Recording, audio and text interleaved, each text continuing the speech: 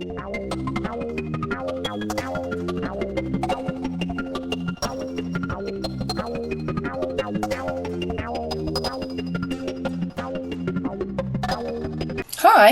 welcome to the Geeky Guide to IVF. So, where to begin? My name is Amy Mitchell, and my husband is Craig Mitchell. And it sounds a bit weird calling him husband because we only got married in August last year. It is currently, where are we now?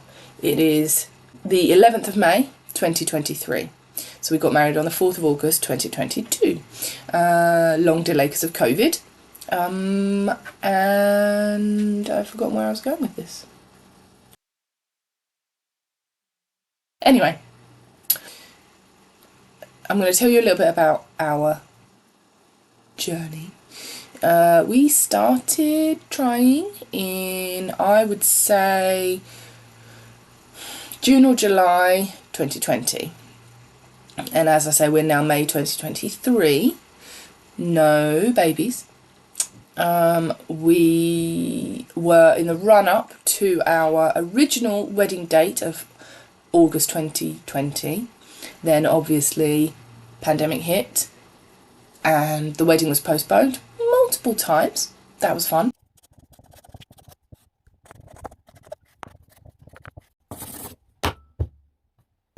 And yeah, so we carried on trying from June, July 2020 and pretty much didn't stop all the way around till, well, now.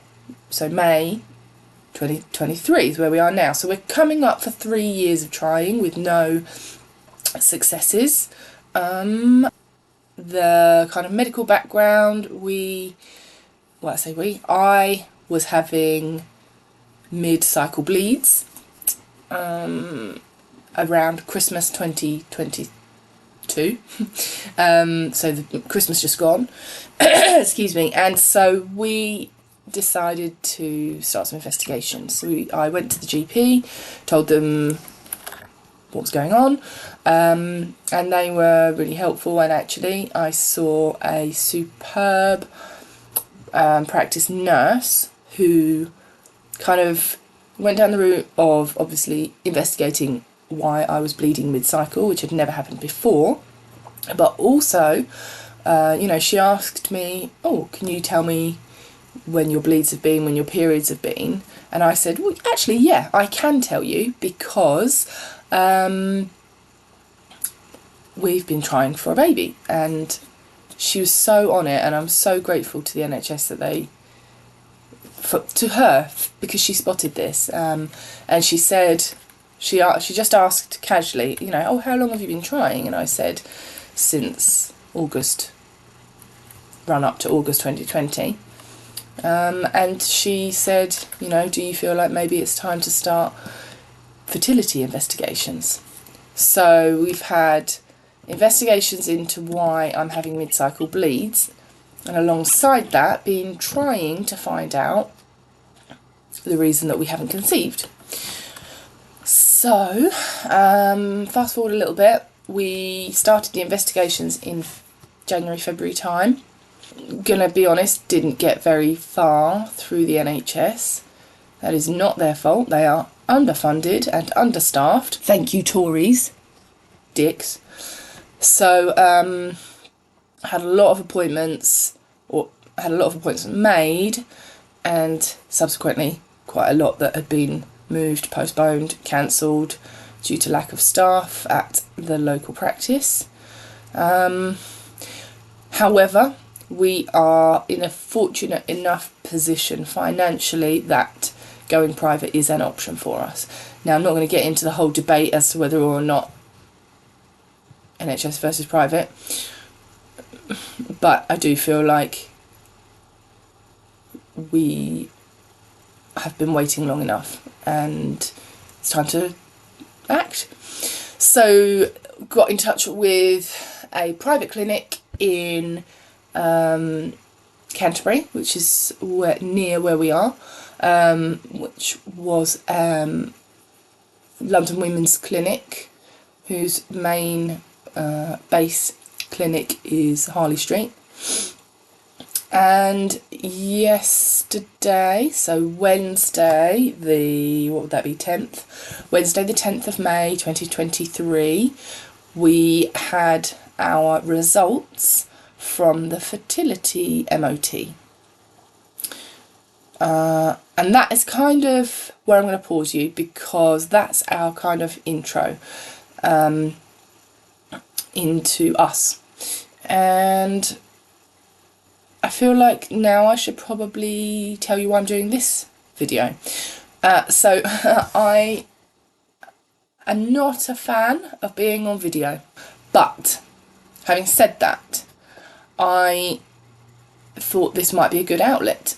And my initial reaction is, I'm doing these videos because I am enjoying having an outlet. I want a record of this that we've gone through, and I'm enjoying talking it out. And although I'm not recording these with the intention of ever putting them on YouTube, I have found in my research, watching people's IVF vlogs, diaries, whatever you want to bloody well call it, really helped. Seeing real people and watching what they had to do and their journey, blah blah blah, really helped. So I'm not ruling out that this will ever see the light of day on YouTube, but I don't know, it depends how I feel by the end of all of the videos and what happens at the end of our journey, because at this point I don't know. Calling it geeky, what do I keep wanting to call it? The Geeky Guide to IVF, that's it. Because I feel like sometimes that maybe there might be a market for some more real shit on YouTube. So, this is entry 1 of the Geeky Guide to IVF. Okay, so in my head, in between that first bit of video and this bit of video, there'll be some kind of cool intro theme tune thing that relates vaguely to somehow that I'm a geek and this is my IVF stuff. I don't know whether that will happen, but also I have never done this before.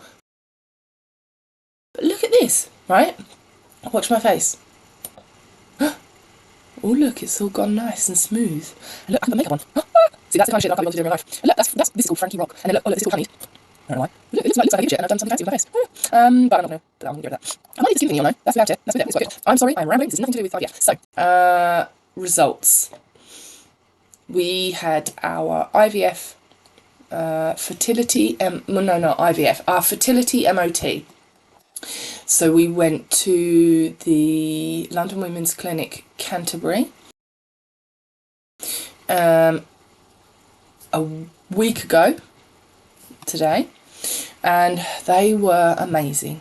They honestly, I'm going to keep prefacing everything I say regarding the amazingness of a private clinic with the fact that I do love the NHS. I fully support them, but it's a broken system, and that is not their fault. That is the government's fault, and I'm not going to get into a rant about that because that's not what this video is supposed to be about. But I just want people to be aware that I love the NHS. We just happen to have the facility to be able to move things a little bit quicker by going private, and in a weird kind of way I suppose that sort of is supporting the NHS, because I can afford to go private and in my own small way relieve a little bit of the pressure on them.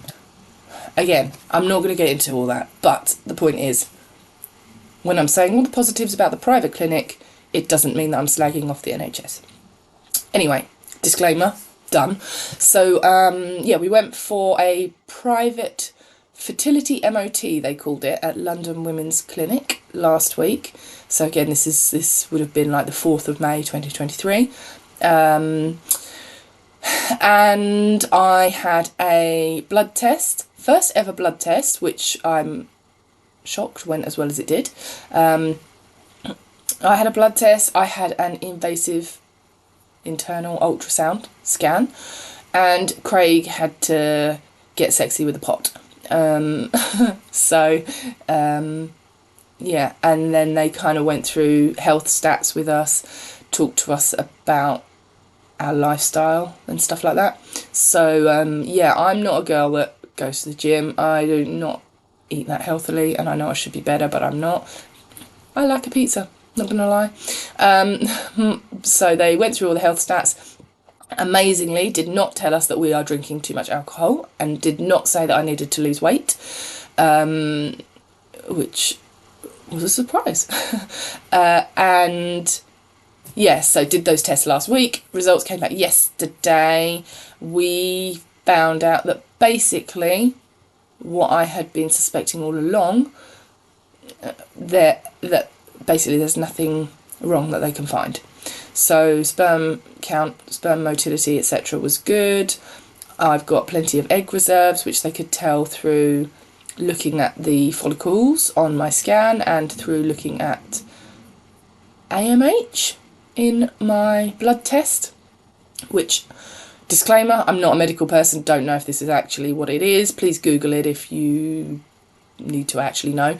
But I feel like it's something to do with the amount of hormones that your eggs release, and you can measure that in the blood, and therefore the amount of hormones tells you how many eggs are left in your reserve. I have a good reserve. Yes. So good eggs, good sperm. In other words, really, it should have happened for us by now, and it hasn't. So the next step, they told us, is IVF. Well, not actually. Well, I don't know if it is classed as a type of IVF, but anyway, ICSI is actually what we're going to do, which is ICSI. So intra. I really tried hard to learn this. Hold on.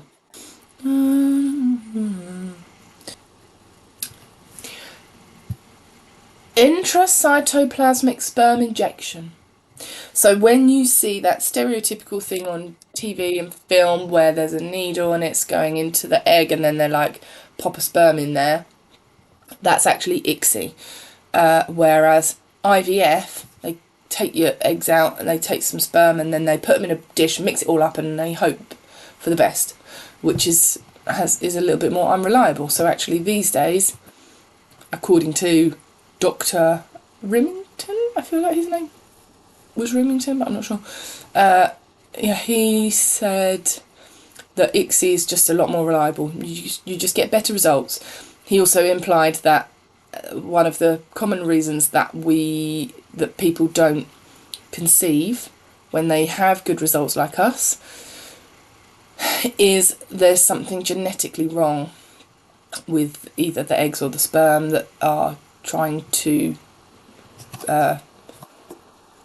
what do you call them, inseminate? Are trying to, anyway, make a baby. So I forgot what I was saying. See, this is why I can never be one of those smooth YouTubers, because I don't know what the fuck I'm saying half the time. Anyway, ICSI. So yeah, it's a lot more reliable because that was what I was saying. So because you can check whether there's any genetic abnormalities with the embryo before it's implanted, or before it's even inseminated, before it's even used to have sperm put in, and same for the sperm, they'll check the sperm, which I think anyway, which is really good, because we actually had a chemical pregnancy in February 2023, so a few months back, which made us and we tested early, so we didn't wait for a missed period. We tested early, found out we were pregnant, over the moon, happy, blah blah, this is so amazing, only to find about 4 days later hormone levels dropped, and I was then reading not pregnant and had my period, which I feel like if we hadn't tested, we probably wouldn't have known that we were pregnant.